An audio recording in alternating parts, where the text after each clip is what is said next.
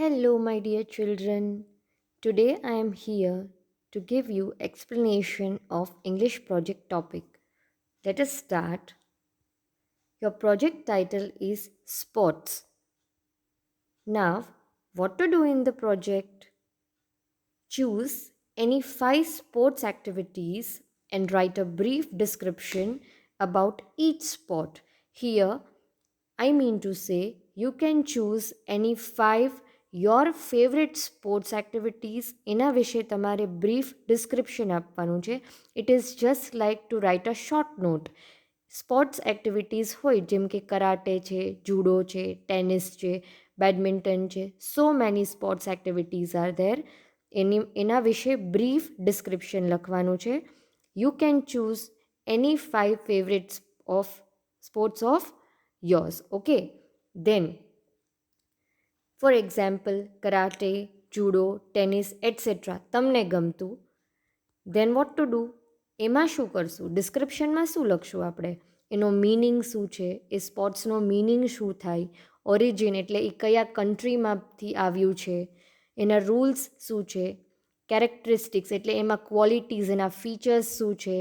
Players હોય કે એ વેપન્સથી use થાય છે, આર્મ્સ યુઝ કરીને એ થાય છે એટસેટ્રા. એના બેનિફિટ્સ શું છે, જેમ કે કોઈ હેલ્થ બેનિફિટ્સ હોય, બીજા કોઈ બેનિફિટ્સ હોય, તો આ બધી વસ્તુ એ તમારા બ્રીફ ડિસ્ક્રિપ્શનમાં કવર થવી જોઈએ.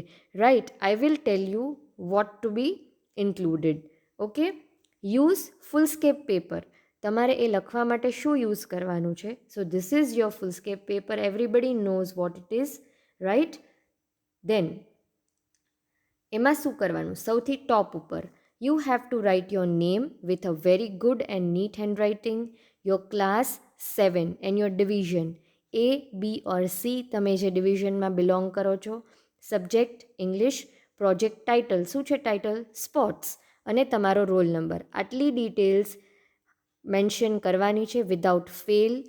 ફોર એક્ઝામ્પલ કરાટે, નીચેથી સ્ટાર્ટ કરી દેવાનો તમારો પ્રોજેક્ટ. ફર્સ્ટ તમે જે પણ ટૉપિક તમે લીધો હોય એ ફર્સ્ટ ટૉપિક તમારે લખવાનો, એની નીચે એનું ડિસ્ક્રિપ્શન, 2-3 લાઇન લીવ કરી અને બીજો ટૉપિક, બીજો sports. Okay, so first karate, એની જગ્યાએ તમને જે ગમે એ સ્પોર્ટ્સ એક્ટિવિટી લઈ શકો છો. ક્લિયર? નાવ હું તમને એક એક્ઝામ્પલ આપું. If I am writing about karate, તો શું મારે ઇન્ક્લુડ કરવાનું છે? What is karate?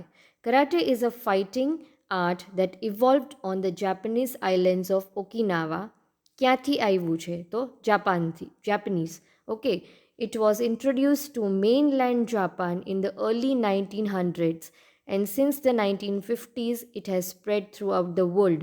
જાપાનમાંથી એનું ઓરિજિનેટ થયું છે એન્ડ પછી આખા વર્લ્ડમાં એ કરાટે સ્પ્રેડ થયું. Means everybody came to know after that. Karate literally translated means, એનો લિટરલ મિનિંગ શું છે કરાટેનો? Empty hand fighting. Means empty hand એટલે આપણા હાથમાં કોઈ વેપન્સ નથી, કોઈ હથિયાર નથી, હાથેથી જ ફાઇટિંગ કરવાનું. એમ્પ્ટી હેન્ડેડ, ખાલી હાથેથી, એને કહેવાય છે કરાટે. આટલા પોઈન્ટ લીધા, હજી થોડા વધારે. હુ ઇન્ટ્રોડ્યુસ્ડ, કોણ કરાટે લાવ્યું? કોણ એક્સપર્ટ છે આનું? Master Gichin Funakoshi. શું નામ છે એનું? Master Gichin Funakoshi was the first expert to introduce karate due to mainland Japan in 1916. One of the few people to have been initiated into all the major Okinawa karate methods, Master Funakoshi taught a synthesis of the Okinawan styles as a total discipline. Karate is an art of discipline also. Okay, તો આટલી detail મેં લખી. So this description is enough. કયા યરમાં થયું, ક્યાં originate થયું, who is the expert. હજી આમાં તમે ઇન્ક્લુડ કરવું હોય તો એનો બેનિફિટ શું છે, કરાટે કરવાથી શું થાય, રાઈટ? કોઈ મેડલ્સ, આના કોઈ પર્ટિક્યુલર મેડલ મળે છે એટસેટ્રા. તો એ બધું તમે ઇન્ક્લુડ કરી શકો. જે મેક્સિમમ ડિટેલ્સ તમે લખો તો વધારે સારું છે. તો આ બધી ડિટેલ તમારે એ ફૂલસ્કેપ પેજમાં 1 by 1 લખવાની છે, રાઈટ? એન્ડ તમે 5 સ્પોર્ટ્સ એક્ટિવિટીઝ તમે પિક કરો છો તો 2 કે 3 પેજીસ તો થશે તમારે. સો સ્ટેપલ બોથ ધ પેપર્સ, 2 થાય તો 2, 3 થાય તો 3, અને ટોપ ઉપર 2 કે 3 જ સ્ટેપલર મારવાની. So we can check easily. Okay, so I hope you must have got the idea of what I mean to explain about the English project. તમારે ગૂગલ સર્ચ કરવાનું છે. You can take help of your parents, your friends, your brother sister. તો તમને વધારે help અને તમને વધારે જાણવા મળશે. ઓકે, યુઝ ઇન્ટરનેટ, એક્સપ્લોર કરતાં તમને આવડી જશે. Clear children? So I hope that you will do your best. So all the best, take care, bye bye.